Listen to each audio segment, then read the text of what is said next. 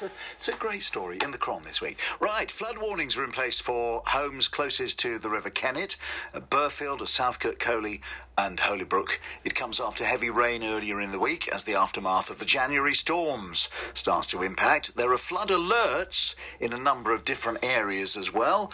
Newbury, Thatcham, Caversham and Twyford amongst them. So the question is, what can we do to protect our homes? Tracey Garrett is the Chief Executive of the National Flood Forum. Welcome to BBC Radio Berkshire. So what can we do? Well, quite a lot needs to be done on a national level. We need increased investment in protection and support for people who flooded. Most people who flood are terribly traumatised by it, and the impacts of that can go on for years. So more investment is needed. But I think what people need to think about in terms of their own homes is being as safe as they possibly can be.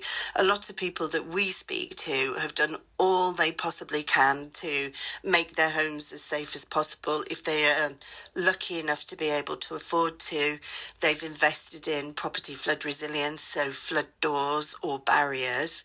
But the main thing really, if you've never flooded before, is to really make sure that you and your family are safe.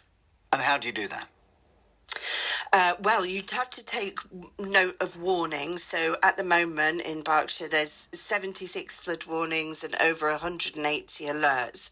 So people, if they want to sign up to find out more, they can go to the Environment Agency website and they can know if there is a risk of flooding in their area. And that gives them some time to prepare.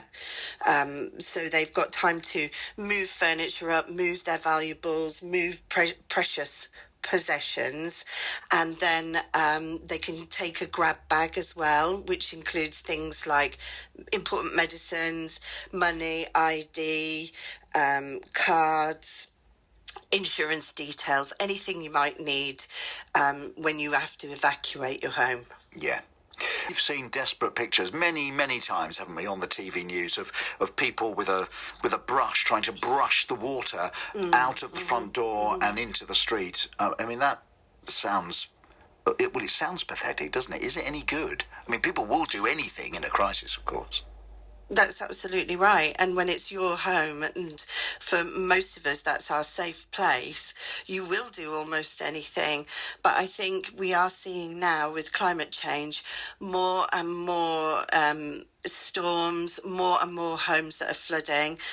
There's going to be huge increases in homes that are under threat from floodwaters as we see more impacts from climate change. And we really need more support for people who find themselves in that position. We haven't seen huge amounts of investment into supporting people who flood from successive governments. And we would really like to see that, because the impact of flooding on people just goes on and on forever. It's not just the night that you flood or the weeks afterwards where you put your home back together, or the months afterwards before you move back into your home. It's every time it rains after that. Every time there's a storm warning, people are traumatised, terrified, they can't sleep. So it's a pretty grim picture without some investment.